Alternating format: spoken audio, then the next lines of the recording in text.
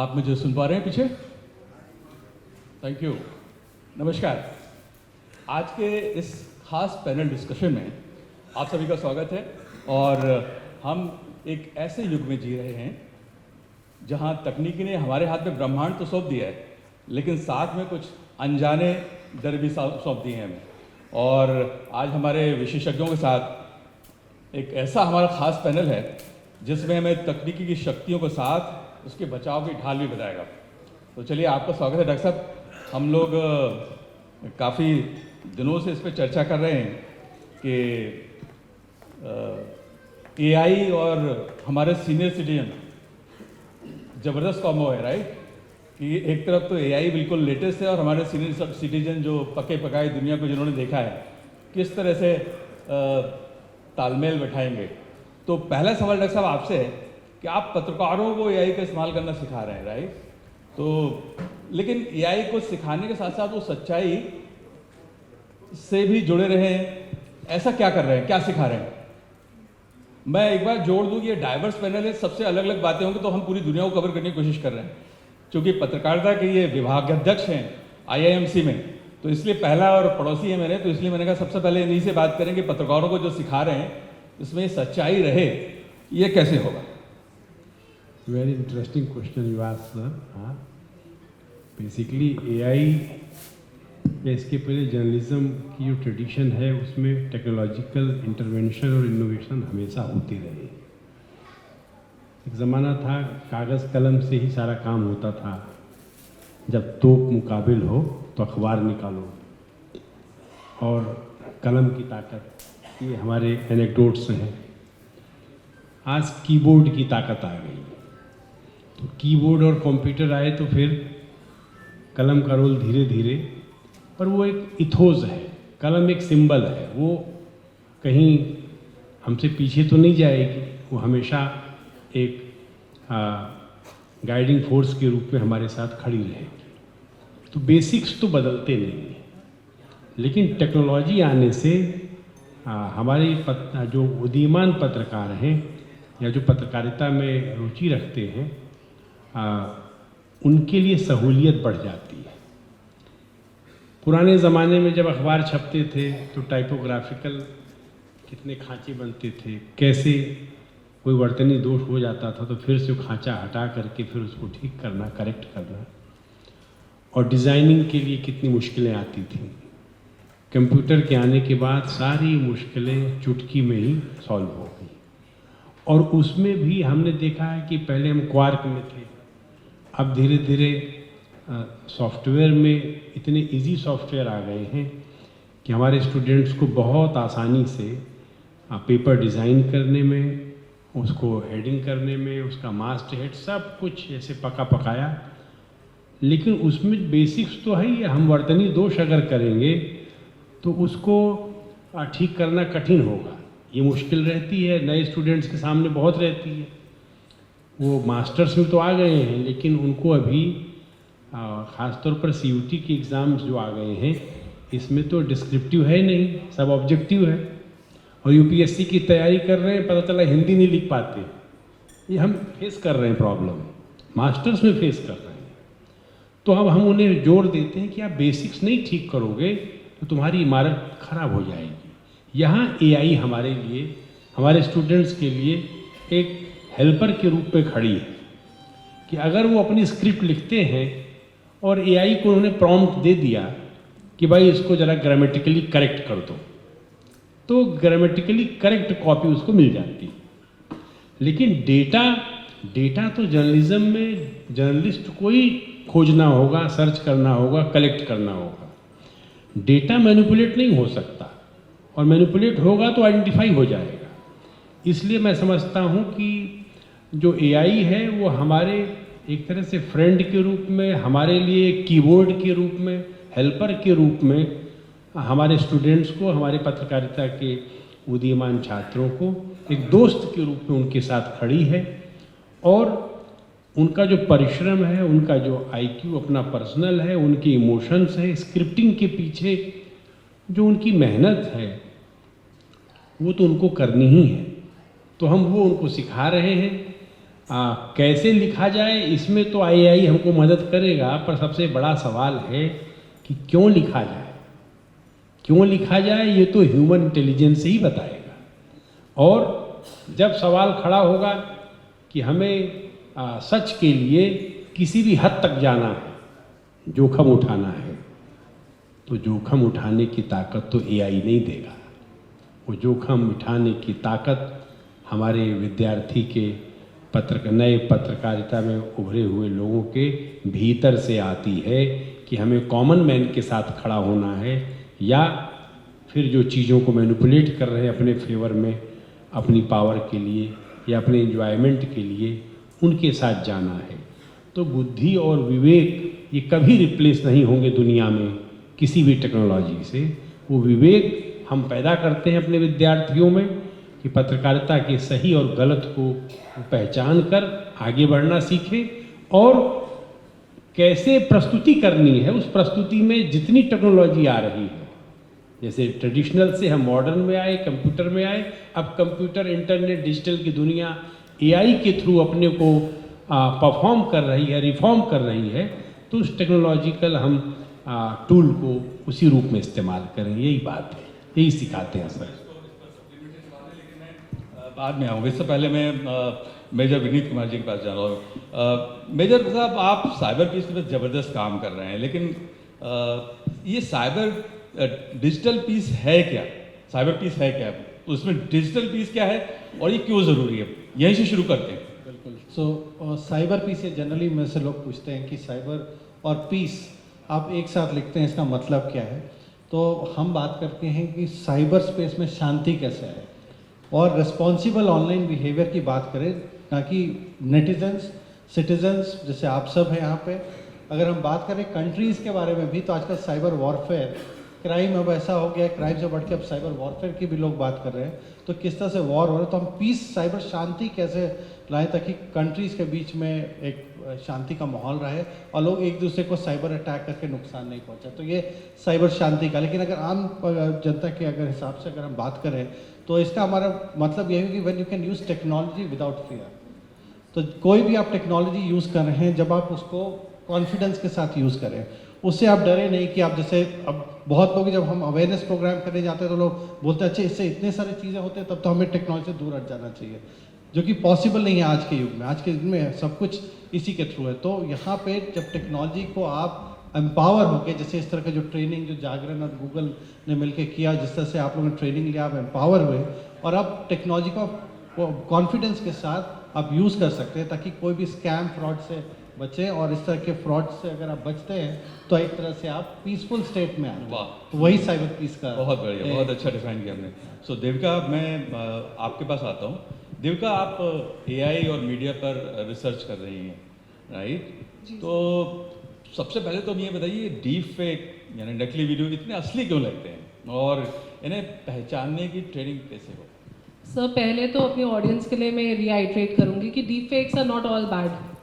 Deep fakes एक technology, AI technology से आपके चेहरे, आपकी आवाज़ को क्लोन करके एजुकेशन पर्पस से भी बनाया जा सकता है। बट जब जो गलत तत्व हैं समाज के, द फ्रॉडस्टर्स, स्कैमस्टर्स, जब वो आपकी इमेज, आपकी आवाज़ को लेकर के आप ही को ठगने की कोशिश करें, वहाँ पे वो टेक्नोलॉजी बुरी हो जाती है। अब डीप फेक्स की अगर हम बात करें, तो जो हमारा ह्यूमन ब्रेन है, ये वायर्ड है एक तरीके से कि हम जब लोगों को देखते हैं, उनके चेहरे देखते हैं, तो हम उस पर ट्रस्ट करने लग जाते हैं। बस उसी को कुछ स्कैमर्स या फ्रॉडस्टर्स उस टेक्नोलॉजी का दुरुपयोग करके आपके उसी इमोशन को यूज़ करके आपको फ्रॉड करने की कोशिश करते हैं, and that's where the technology becomes bad. आप कैसे पहचान सकते हैं?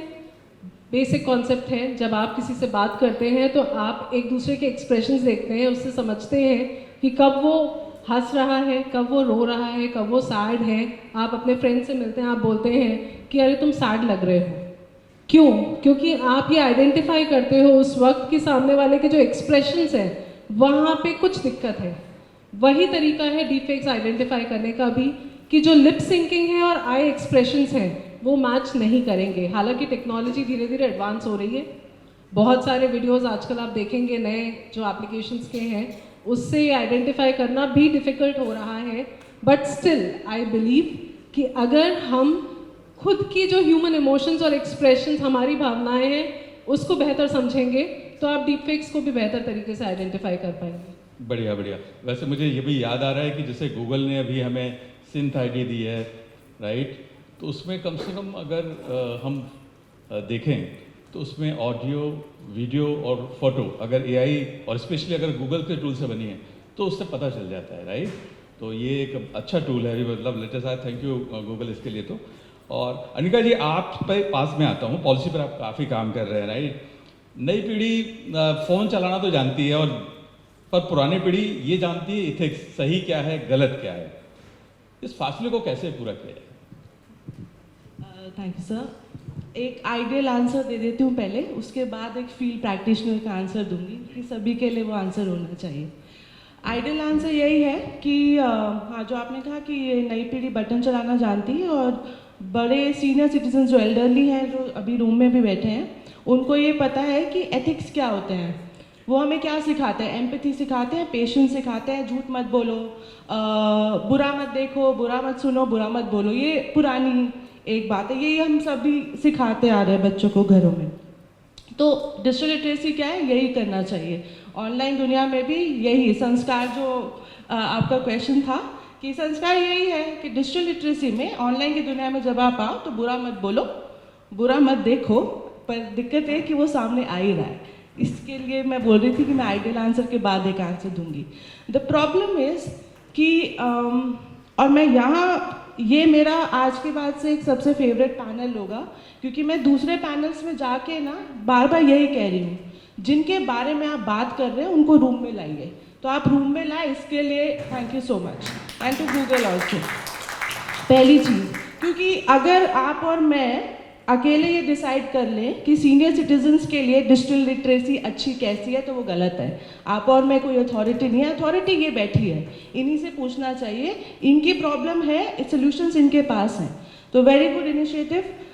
दूसरी चीज़ कि इनके ऊपर ये ओनस डालने के लिए कि आप बच्चों को कैसे गाइड कर सकते हैं, हमें एक चीज़ देखनी चाहिए, ये कोशिश नहीं होनी चाहिए कि सारे सीनियर सिटीजन्स को ना टेक गुरु बना दो, टेक एक्सपर्ट बना दो इन सबको, वो नहीं हो सकता। और बच्चों को आप फिलोसफर्स नहीं बना सकते डिजिटल सेफ्टी दुनिया में, उनका एक्सपीरियंस, पर्सपेक्टिव, अप्रोच बहुत अलग है, हम सबसे कई ज़्यादा ऊपर है।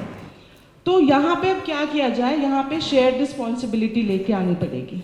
हम ये एज्यूम कर रहे हैं कि सारे घरों में शायद बच्चे दादा दादी के साथ बात करते हैं, कई घरों में होता है, पर कई घरों में ये एग्जिस्ट नहीं करता है, उस ब्रिज को। So that is the basic point, वहाँ पे जाना पड़ेगा पहली बात। दूसरी चीज़, इनकी कैपेसिटी कैसे बढ़ाई जाए? जब हम एल्डरली की बात कर रहे हैं, सीनियर सिटीजन्स की बात कर रहे हैं, इनकी कैपेसिटी बढ़ानी पड़ेगी। हम इनके ऊपर एक बहुत बड़ी जिम्मेदारी डालने की कोशिश कर रहे हैं। तो कितने इनिशिएटिव है, जैसे कि ये इनिशिएटिव आपका है, ऐसे और बहुत इनिशिएटिव्स हमें चाहिए कि इनकी कैपेसिटी बढ़े, और वो बढ़े भी उस भाषा में बढ़े जो इनको समझ में आती है। आपकी और मेरी या हम कुछ लोगों की भाषा नहीं, क्योंकि दिल्ली, दरभंगा और देहरादून सब अलग राज्य हैं, सबकी प्रॉब्लम अलग है, सबकी भाषा अलग है, समझ अलग है। तो वो दिल्ली से दरभंगा वाली आपको जर्नी, आपको और मुझे वो जर्नी तय करनी पड़ेगी, क्योंकि हम अपने आप को एक्सपर्ट और स्टेक होल्डर्स कहते हैं इसमें। This is my. बहुत बढ़िया। अब वापस एक बार डॉक्टर साहब आपके पास आते हैं, तो आप जब, मैंने कई बार आपके इंस्टीट्यूट में भ्रमण भी किया गया है, भी छात्रों से बात भी की है, एक चीज़ मुझे जो बार बार सवाल वहाँ मुझसे किया जाता है, वो सवाल मैं आज आपके साथ कर देता हूँ सबके सामने, क्योंकि गुरुजी आप हैं। तो सोशल मीडिया की न्यूज़ सही है या झूठी है, उसको जानने का सबसे आसान टेस्ट आप उनको क्या समझाते हैं, क्या बताते हैं? इसके लिए तो सर कोई हम ट्रेनर के रूप में बुलाते हैं और उर्वशी जी हैं यहाँ, वो भी कई बार हमारे स्टूडेंट्स के साथ इंटरेक्ट करती हैं, लेकिन चूंकि सवाल मुझसे पूछा है तो बहुत सिंपल टेक्निक्स हैं। हमने तो बता रखा है कि भाई देखो, सर्च इंजन सारे मोबाइल में, सारे इंटरनेट कनेक्शन जहाँ भी है, जहाँ भी लैपटॉप है, कंप्यूटर है, तो गूगल एक बहुत भरोसेमंद सर्च इंजन है, उसके सारे टूल हैं। कोई खबर वायरल है और आपको महसूस हो रहा है कि इसमें कोई डराने वाला एलिमेंट है, कोई चौंकाने वाला एलिमेंट है, और तुरंत आजकल रहता है, इसको तुरंत आप फॉरवर्ड करिए, ये कोई रिक्वेस्ट इस तरह की है तो सावधान हो जाओ, ये खतरे की घंटी है। नंबर 1। नंबर 2, उसके सबसे ऊपर की लाइन को ही कॉपी करके गूगल सर्च इंजन में डाल दो, पेस्ट कर दो, पता लग जाएगा कि इसकी असलियत क्या है। तीसरी बात है, हमारे सम्मानित नागरिक यहाँ बैठे हुए हैं, हम अपने स्टूडेंट्स को भी बताते हैं कि सबसे जो चीज़ें हैं वो भरोसेमंद आपके पास पोर्टल्स हैं, सच का साथी, विश्वास न्यूज़ और चैनल्स हैं। हम लोग तो न्यूज़ चैनल्स के लिए पत्रकार बना रहे हैं, अखबारों के लिए पत्रकार बना रहे हैं। कौन सा अखबार है जिसका पोर्टल नहीं है? कौन सा चैनल है जो डिजिटल प्लेटफॉर्म पर नहीं है? सब है। तो आप किसी एक को खोलिए और देख लीजिए, उस खबर के बारे में आपको हकीकत पता लग जाएगी कि है भी कि नहीं है। हो सकता है भाई जो टाइम स्पेस की बहुत शॉर्टेज रहती है टेलीविज़न पर, एक ही 2 खबरों में कई घंटे बीत जाते हैं, लेकिन डिजिटल पर ऐसा नहीं है। डिजिटल पर तो इतना स्पेस है, इनफाइनाइट स्पेस है। तो डिजिटल पर हमने सर्च कर दिया न्यूज़ सेक्शन में जा कर के, तो न्यूज़ है भी कि नहीं है सब पता लग जाता है, कितनी पुरानी है, रिलेटेड फोटोग्राफ्स हैं, सब वो दिखा देगा आपको। इसलिए आज तो एक तरह से डिजिटल लिटरेसी जो देविका जी कह रही थी, that matters very very deeper way for our students. तो ये डिजिटल लिटरेसी में हम अगर जाते हैं और 5th और 4th स्टैंडर्ड से स्टूडेंट्स को इस बारे में अगर स्कूलों में बताया जाए तो बहुत, अब तो देख रहा हूँ बड़े बड़े एजुकेटेड और सीनियर ब्यूरोक्रेट्स, कौन ठगी का शिकार नहीं हो रहा है, कौन इनके झांसे में और भ्रम में फंस नहीं रहा है। हम अभी वाराणसी थे, थोड़ा दुखद, हमारी माँ स्वर्गवासी हो गई, गए थे तो एक बुजुर्ग बोले, अरे बेटा ऐसी खबर आई। तो मैंने कहा कि खबर बाबूजी कुछ नहीं करना था, एक चैनल पोर्टल में खोल लेना था। तो अगर वो खबर इतनी बड़ी आप बता रहे हैं तो वो खबर तो आनी चाहिए ना उस पर, नहीं आ रही है तो झूठ है, या कुछ कन्फ्यूजन क्रिएट करने के लिए शरारती तत्वों ने फैलाई है। तो यही सामान्य एक ज्ञान है, एक हमारा जो हमारी जो इंद्रियां हैं, सेंसेस हैं, वही जो हमको बताते हैं कि गर्म है कि ठंडा है, वही बताती हैं कि काला है कि सफ़ेद है, वही बताती हैं कि अंधेरा है कि उजाला है, वही बताती हैं कि कोई हमें अच्छे भाव से देख रहा है या गलत भाव से देख रहा है। ये हमारे ह्यूमन जो सेंसर्स हैं ये सब बता देते हैं। वैसा ही डिजिटल के साथ है। डिजिटल अगर अच्छे से यूज़ करेंगे तो डिजिटल हमको सारे खतरों से सावधान भी कर देता है और हमें बता देता है कि जिस वायरल कॉपी के चक्कर में हम कंफ्यूज हो रहे हैं, हमारा बीपी बढ़ा जा रहा है, हम फौरन उससे निजात पा सकते हैं और पता कर सकते हैं कि ये सही है कि गलत। बढ़िया टिप्स है, बहुत बढ़िया टिप्स है। अभी क्वेश्चन हम लोग आ जाएंगे, एक बार जल्दी से ख़त्म कर लेते हैं, उसके बाद बिल्कुल इसी टॉपिक पे आएंगे, हम आपके पास आएंगे। तो मेजर विनी साहब, सुरक्षित घर के लिए आप कौन सा साइबर योग यानी डेली रूटीन करने की सलाह देंगे? इसके तो बहुत सारे मैं बोलूँगा योग हैं, लेकिन सबसे पहले मैं प्रोफेसर साहब ने जो बोला, मैं 2-3 टूल आप सबसे शेयर करना चाहूँगा। और बहुत सिंपल टूल है, ऐसा नहीं समझे कि आपको उसके लिए बहुत टेक्निकल नॉलेज चाहिए। बेसिक सा टूल है, जैसे गूगल में गूगल लेंस का यूज़ करके आप बस वहाँ फोटोग्राफ तस्वीर डालेंगे और वो तस्वीर आपको पता चल जाएगी किसने लिया, उसका सोर्स कहाँ था, पहली बार कब यूज़ किया। अगर आपको डीफेक रिलेटेड कंटेंट आ रहा है, वीडियो मिल रहा है, कंटेंट मिल रहा है, एआई जनरेटेड कंटेंट चेक करना है, तो हाइव करके एक टूल है जो फ्री है, कोई चार्जेस नहीं है।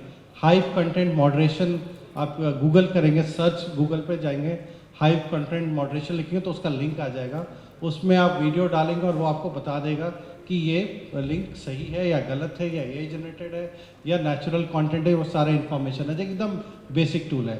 इसके अलावा कुछ चीज़ें ध्यान रखने की ज़रूरत है कि जैसे कि आपको कोई लिंक आया है, कोई वीडियो आया, कभी हो सकता है कोई आपको सडनली एक शादी का कार्ड सडनली आपके पास मैसेज आ जाएगा अननोन नंबर से, तो आप क्यूरियोसिटी में बहुत बार लोग क्या करते हैं, उस लिंक पे जब जाके क्लिक करके देखते हैं कि देखते हैं लिंक में है क्या, या कार्ड खोल करके देखते हैं। तो मेरा सजेशन होगा ऐसा कोई भी आप काम नहीं करें। अगर अननोन नंबर से कोई भी मैसेज आ रहा है तो उसको फुली इग्नोर करें, क्योंकि अगर आपको कोई गुड मॉर्निंग मैसेज अगर भेज रहा है तो ज़रूरी नहीं कि वो सही मैसेज है, उसके इमेज के पीछे हो सकता है, सरल शब्द में बोले कि वायरस हो सकता है, मैलवेयर हो सकता है, जो आपके पूरा फ़ोन का एक्सेस क्रिमिनल को दे सकता है। तो उसको एकदम ध्यान दें कि वैसे कोई मैसेजेस पे आप क्लिक ना करें। अगर कोई आपको लिंक आ रहा है तो एक दो टूल है जो कि मैं भी बाद में Q&A सेशन में बताऊंगा कि उस वेबसाइट पे जाके उस लिंक को डालेंगे तो वो लिंक बता देगा कि ये सेफ लिंक है या गलत लिंक है। इसके अलावा फ़ोन जो आपका है, फ़ोन आपका बहुत ही पर्सनल है। आप हो सकता है कभी रेलवे स्टेशन पे हो या एयरपोर्ट पे हो, कोई आपके पास अगर आ जाए और बोले कि मुझे बहुत इमरजेंसी कॉल करना है, बहुत अर्जेंट कॉल है, क्या मैं फ़ोन आपका कुछ सेकंड के लिए ले सकता हूँ, तो उसको अवॉइड करें। कुछ सेकंड में ही आपका फ़ोन को हैक करके लोग डेटा लेकर आप उसका जो भी जानकारी गायब कर सकते हैं। फ़ोन को रेगुलरली अपडेट करें, अप टू डेट रखना चाहिए फ़ोन को। जो भी एप्लीकेशंस हैं उनको अपडेट रखना चाहिए और पासवर्ड लॉक रखना चाहिए। तो ये सब कुछ चीज़ें हैं जो कि आपको जानकारी आई एम श्योर वर्कशॉप में दी गई होंगी, बस मैं उसको दोहरा रहा हूँ। प्रिवेसी फीचर्स का बहुत ही इंपॉर्टेंट है। आपके गूगल अकाउंट को, अगर आप एप्पल फ़ोन यूज़ कर रहे हैं या एंड्रॉयड फ़ोन यूज़ कर रहे हैं तो उसमें आपको प्रिवेसी सिक्योरिटी सेटिंग्स है उसको इनेबल करें और ये सब चीज़ से आप अपने आप को सुरक्षित रख सकते हैं। मोस्ट इम्पॉर्टेंट जो कि मैं अभी बोलना चाहूँगा कि कभी भी कुछ हो जाए, फ्रॉड हो जाए या कभी कुछ गलती हो जाए तो डरे नहीं, पैनिक ना करें। एक चीज़ ज़रूर ध्यान रखें कि गोल्डन आवर बहुत इंपॉर्टेंट है। वहाँ जो फर्स्ट फ्यू आवर जो है ना उसको गोल्डन आवर बोलते हैं। आप ये ना समझें कि आप वेटरन हैं, क्योंकि मैं कुछ वेटरन्स को भी रूम में देख रहा हूँ, या कोई आप हो सकता है कोई आप ब्यूरोक्रेट रहे होंगे, कोई स्कूल के टीचर रहे होंगे, तो आपको लगेगा कि मैं कैसे लोग के पास जाऊँ और बताऊँ कि मेरे साथ फ्रॉड हो गया है। तो इस फीलिंग से बाहर निकलें, इमीडिएटली रिपोर्ट करें, क्योंकि आप रिपोर्ट करेंगे तो उस पैसे को या कोई भी आपके साथ जो प्रॉब्लम हुआ है उसको सॉल्व किया जा सकता है। तो रिपोर्टिंग ज़रूर करें और साइबर रेजिलेंट रहें। तो ये क्विकली मैं समराइज करके मैं बहुत बढ़िया टिप्स दिया आपने मेरे साहब, thank you thank you. Devika, हम सीनियर सिटीजन्स के बीच में बैठे हैं तो और एक बात हम लोग पहले भी चर्चा कर रहे थे और आप इतने लंबे समय से इनके साथ लिटरेसी प्रोग्राम कर रहे हैं। अब मुझे ये जानना है कि हम ये कैसे तय करें कि एआई युवाओं को बुजुर्गों से जोड़ने में मदद करे, ना कि उन्हें अलग अलग कर दे। ये थोड़ा टिपिकल सवाल है लेकिन मैं जानना चाहूँगा। Right sir. सो जोड़ने की जहाँ पे बात होती है, पहले तो मैं कहूँगी कि एआई डजंट आइसोलेट यू। जो डिज़ाइन है, जो मॉडल्स बन रहे हैं, उस बेसिस पे आइसोलेशन हो सकता है ज़रूर। उसी तरीके से मेरा जो हाउस होल्ड है वहाँ पे जेन एक्स, जेन वाई, जेन जी और जेन ए सब हैं। तो मेरा पर्सनल एक्सपीरियंस ये कहता है कि एक कनेक्शन जो नेसेसरी होता है फैमिलीज़ में, वो कहीं ना कहीं मिस आउट हो जाता है कम्युनिकेशन गैप की वजह से। हम आप आपस में बात करना बंद कर देते हैं। कैसे आप उसको बेटर कर सकते हैं? That can be done via reverse mentorship.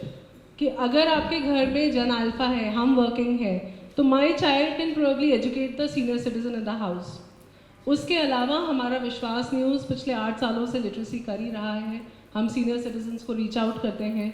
We try to make them aware कि किस तरीके से बेसिक एजुकेशन, बेसिक अवेयरनेस, कि जैसे आप घर में अगर वॉशिंग मशीन भी ला रहे हो तो आप उसका पूरा मैनुअल पढ़ते हो, एक एक चीज़ पढ़ते हो, बट फ़ोन में आपकी व्हाट्सएप पे क्या डीपी लगी है, प्रिवेसी सेटिंग क्या है, ये सारी चीज़ें हम देखते भी नहीं हैं। तो रिवर्स मेंटरशिप का जो कॉन्सेप्ट है, I think that can play a fab role. हम भी वही कर रहे हैं। सीनियर सिटीजन्स को हम मिलेनियल्स होकर के हम ट्रेनिंग दे रहे हैं। So this was a very amazing experience and I think that's the role. जो बेसिक की है वो यही है कि कम्युनिकेशन गैप को बिल्ड करें, एक दूसरे से बात करें, समझें कि आपको क्या चाहिए और मैं आपको कैसे उस चीज़ में कंट्रीब्यूट कर सकती हूँ। Probably that's the बढ़िया solution, sir. बढ़िया, बहुत बढ़िया, बहुत बढ़िया। अनिका जी, आप ऑलरेडी कम्युनिटीज़ के साथ ढेर सारे प्रयोग कर रहे हो, अलग अलग तरह से काम कर रहे हैं, तो मुझे बताइए कि दादा दादी अपने पोते पोतियों से ऑनलाइन गेमिंग के खतरों पर कैसे बात करें? हाँ, वो ये है ट्रिकी क्वेश्चन कैसे बात करें। फिर मैं इसमें मेरे जो फर्स्ट आंसर था मैं उसी से ड्रॉ कर रही हूँ इसमें, कि पहले आपको जाके दादा दादी के साथ बैठ के ये बात करनी पड़ेगी। और ऐसे नहीं करनी पड़ेगी कि ऑनलाइन गेमिंग में कुछ खतरे होते हैं, उन खतरों से आपको सावधान होना चाहिए, ऐसे नहीं।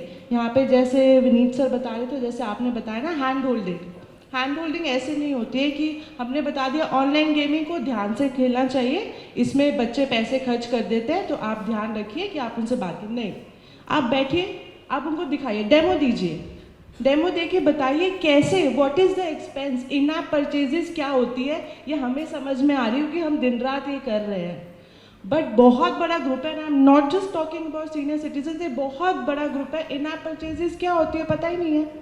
तो आपको ये डिवाइस उठाइए और इस डिवाइस पे दिखाइए, ये होती है इन ऐप परचेजेस।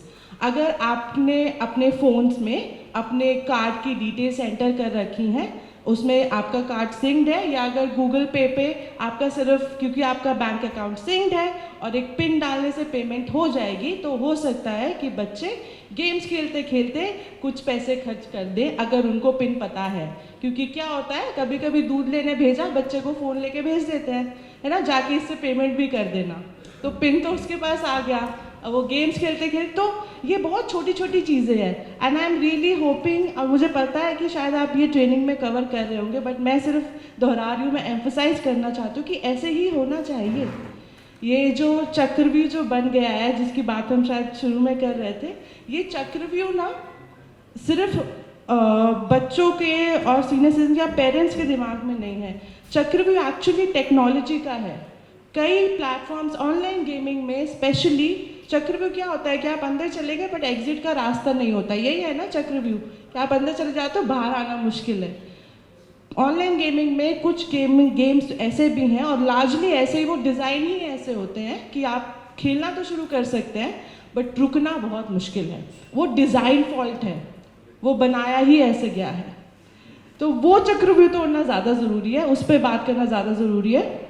हालांकि पर यहाँ पे इनकी कैपेसिटी अगेन बिल्ड करना, उनको दिखाइए कैसे इन ऐप परचेजेस क्या होते हैं, क्यों बच्चों के लिए आपको बच्चों से इसके बारे में बात करना ज़रूरी है, क्यों फाइनेंशियल रिसोर्सेज पे बात करना ज़रूरी है, क्यों उनको जब केसेस आ जाते हैं, जब हमारा एक्शन होता है। अभी रिसेंटली चाइना का केस सुना होगा, इंडिया में भी काफ़ी केसेस हो गए।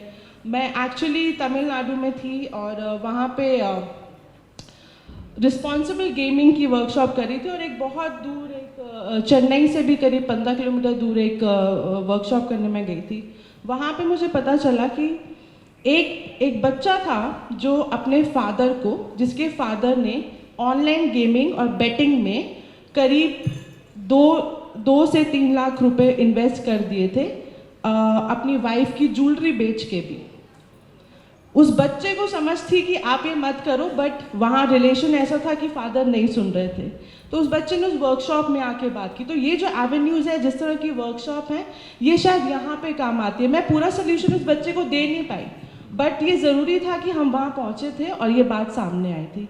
तो इनके लिए इनकी कैपेसिटी बढ़ाना बहुत ज़रूरी है, तब जाके आप इनको ओनर्स दे सकते हो कि अब आप हेल्प करो बच्चों की। तो पहले help them so that they can help the other community. Super, बहुत बढ़िया, बहुत बढ़िया, बहुत बढ़िया।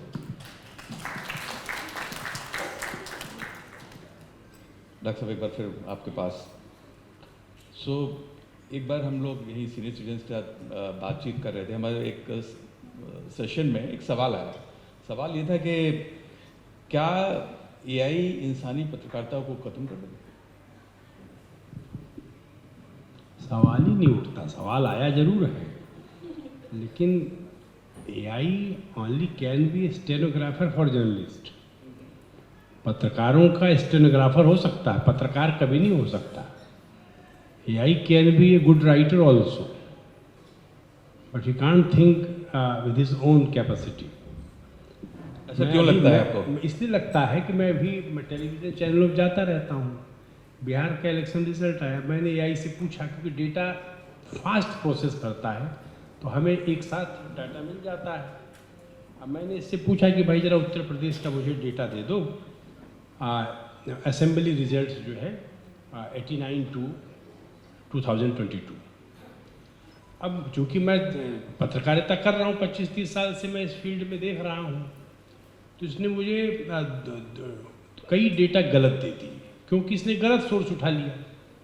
अगर डेटा ही गलत फीडेड है इंटरनेट पे, कंप्यूटर में, और एआई उसी को कलेक्ट कर रहा है, तो गलत देगा। ये देखिए आपके सामने है, मैंने इसको लिखा 1989-90 का एआई, ये यूपी असेंबली इलेक्शन रिजल्ट आपने गलत दिया है। तो लिखता है आप सही कह रहे हैं, 1989-90 के उत्तर प्रदेश विधानसभा चुनाव के आंकड़े मेरे उत्तर में गलत थे। आपका धन्यवाद ध्यान दिलाने के लिए। अरे भाई साहब, बेसिकली डॉक्टर साहब, जो आप सिखा रहे हैं वही सीख रहा है, जो फीड हो रहा है वही आपको जवाब दे रहा है। तो वो फीड में जो है उसको एनालाइज करके आपको दोबारा दे देगा। इसलिए एआई पर विश्वास नहीं किया जा सकता कि वो बिल्कुल 100% एक्यूरेट डेटा ही इसी में देगा। एक सप्लीमेंटरी सवाल आपसे कर लेते हैं। जी। तो क्या आपने आईएमसी में, मुझे पता चला कि आप लोगों ने एक कोर्स भी शुरू किया है शायद। जी जी। तो क्या human in loop, maker checker, ये इस तरह के बहुत सारे हम लोग टर्म यूज करते हैं, तो ये आपके बेसिक पढ़ाई के साथ शामिल हो गए? बिल्कुल सर, हम आपसे इसके बारे में कई बार कंसल्ट कर चुके हैं और हम इसको अपने सारे सिलेबस को अभी लास्ट हमने अपडेट किया है। उसमें एआई की टूल ट्रेनिंग और जैसा सर बता रहे थे गूगल ट्रेनिंग, ये सब मैंडेटरी हो चुका है। फैक्ट चेकिंग की कार्यशाला तो हम पिछले 4 साल से उर्वशी जी मैंने नाम लिया, जाती रही हैं, आप भी सर आते रहे हैं। तो इसके बिना तो हमारे पत्रकारों की ट्रेनिंग हो ही नहीं सकती, क्योंकि अब ये एक integral part of media training है कि हम एआई से जुड़े इश्यूज़ को एड्रेस करें।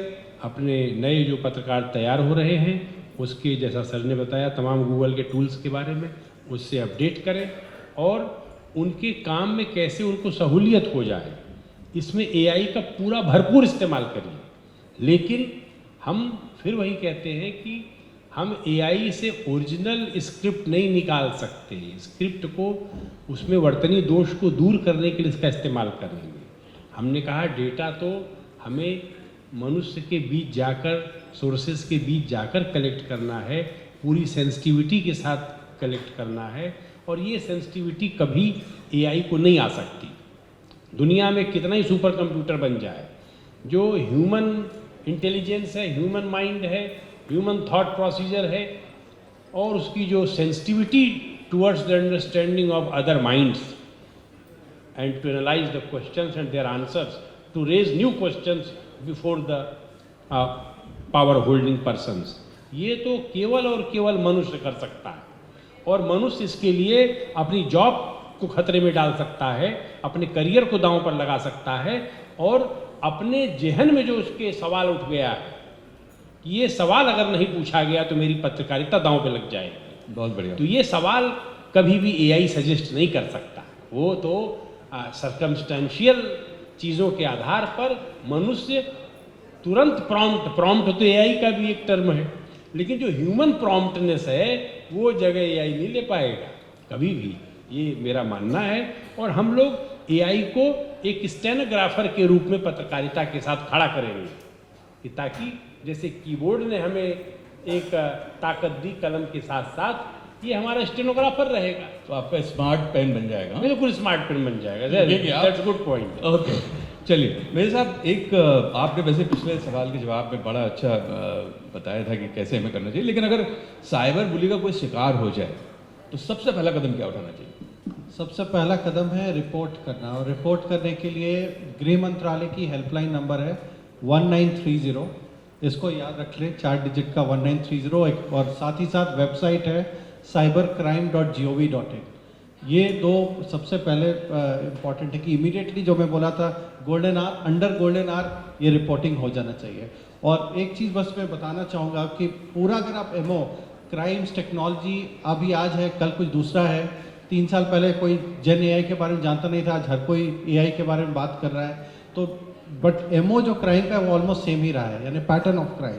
जैसे क्राइम में देखा गया, या तो आपको डराया जाएगा, फियर, दूसरा पैटर्न है ग्रीड, कि आपको कुछ ऐसा अट्रैक्टिव ऑफर दिया जाएगा जैसे iPhone 17 Pro 5,999 में, और तीसरा है रोमांस।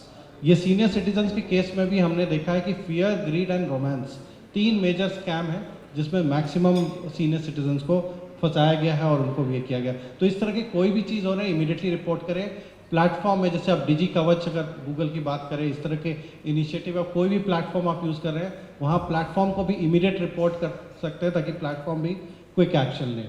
साथ ही साथ अगर कार्ड्स, अगर जो भी आप कार्ड यूज़ कर रहे हैं, बैंकिंग यूज़ कर रहे हैं, उनका भी आप हॉटलाइन नंबर याद रखें या कहीं लिख के रख लें ताकि वो बैंक्स को भी इमीडिएटली इन्फॉर्म करें अगर कोई फ्रॉड ट्रांजैक्शन है। I4C ये सब चीज़ को कोऑर्डिनेट करके एक जगह करने की कोशिश कर रहा है तो cybercrime.gov.in। तो सबसे इसलिए मैं पहले बोल रहा कि आप इस, अगर और कुछ ना भी करें तो 1930 और cybercrime.gov.in, ये 2 चीज़ को तो हमेशा याद रखें। समय असल में बहुत कम है, हमारा सीमित है, लेकिन देविका और अनिका जी, आप दोनों से एक कॉमन सवाल कर रहे हैं, 1 बाय 1 आप लोग जवाब देंगे, ठीक है? और वो ये कि अगर यहाँ ऑडिटोरियम में बैठे हर व्यक्ति को आप कोई डिजिटल सुरक्षा के लिए एक संजीवनी बूटी यानी बिल्कुल किलर उपाय अगर कोई बताना चाहें वो क्या है? मैं तो विश्वास न्यूज़ का जो हमारा कॉन्सेप्ट है श्योर कि आप C, S for C, U for understand, R for recheck, E for execute. कोई भी चीज़ अगर आप देख रहे हैं तो पहले जैसे ही आप उसको देखते हैं तुरंत उसको शेयर ना करें, पहले उसको समझें। 7 सेकंड का रूल है, 7 सेकंड होल्ड करें अपने थॉट्स को कि क्या मुझे पैनिक लग रहा है, एक्साइटमेंट लग रहा है, या ग्रीड, रोमांस, जो बाकी जितने भी एक्सप्रेशंस हैं हमारे, 7 सेकंड्स के लिए होल्ड करें। अगर आपको 7 सेकंड में आपका गट फीलिंग आपको कहीं ना कहीं आंसर करेगा, उस मोमेंट जाके आप उसको रीचेक करें, वेरीफाई करें, अपने अगल बगल एक्सपर्ट्स हैं उनसे बात करें, नहीं तो अगर पोर्टल्स की जैसे बात हुई थी आप वहाँ पे चेक कर सकते हैं। और लास्ट है एग्जीक्यूट। आपको लगे कि हाँ ये सही है, अब तब आगे एग्जीक्यूट करिए। तो ये विश्वास नहीं उसका कॉन्सेप्ट है, and I firmly believe in that कि किसी भी चीज़ को लाइफ में भी अगर आपको कोई प्रॉब्लम है, hold your thoughts for 7 second. 7 seconds can actually solve your any chaos in life. That is the solution in my. I think that is the solution, sir. Anika. I think all everything has been said. मैं बस ये कहना चाह रही हूँ कि AI के आने से और साइबर वर्ल्ड जिस तरह से चल रहा है, हम सारे कभी ना कभी कोई ना कोई स्कैम होगा हमारे साथ, फ्रॉड होगा, ये पक्का है। हम जितनी बिकॉज इवॉल्विंग थ्रेट इसी को कहते हैं, हम आज जिस चीज़ से बच जाएंगे वो पुरानी हो गई, ये नया थ्रेट आ जाएगा, कोई ना कोई नया स्कैम आएगा, फ्रॉड आएगा। और हो सकता है बच भी जाए, पर हो सकता है कभी किसी फ्रॉड में शिकार हो जाए, किसी फ्रॉड के। जब ऐसा हो जाए कि हमारे साथ कोई फ्रॉड हो गया है, तो उसमें ना एक बहुत बड़ी चीज़ होती है एम्बैरेसमेंट। मेरे साथ हो गया, बताओ मेरे साथ फ्रॉड हो गया, 10,000 रुपये चले गए, शर्म की बात है। उसी समय शेयर करना ज़रूरी है, मुझे यही समझ में आ रहा है अभी। उस समय ना किसी के साथ, और कोई ना कोई कॉन्फिडेंट होगा, कोई ना कोई होगा, वो शायद आपका पोता पोती हो गए या आपके बच्चे या बहू, जो भी, शेयर करना बहुत ज़रूरी है, क्योंकि किसी के पास सोल्यूशन होता है। बट अगर एम्बैरेसमेंट या फिर हम शिकार हो गए, इसकी शर्म से वो अपने अंदर रह गया, तो फिर दोबारा होगा। तो the biggest advice I can give, और ये मेरे थोड़े 15-20 साल के एक्सपीरियंस में यही है, प्लीज़ शेयर करिए। और यहाँ हम सारे, मैं अपनी बात कर लेती हूँ, मैं बहुत साइबर सेफ्टी के बारे में 20 साल से काम कर रही हूँ। मेरे साथ खुद हुआ पिछले साल फ्रॉड, और एक वॉशिंग मशीन को लेके हुआ, तो शर्म की बात नहीं है, ये इवॉल्विंग थ्रेट है, हम सब कभी ना कभी इसके शिकार होंगे। शेयर करना बहुत ज़रूरी है, कोई ना कोई सोल्यूशन ज़रूर देगा आपको।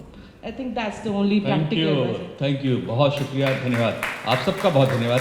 बस मैं एक चीज़ कहना चाहूँगा कि सजग रहिए, सुरक्षित रहिए। Thank you.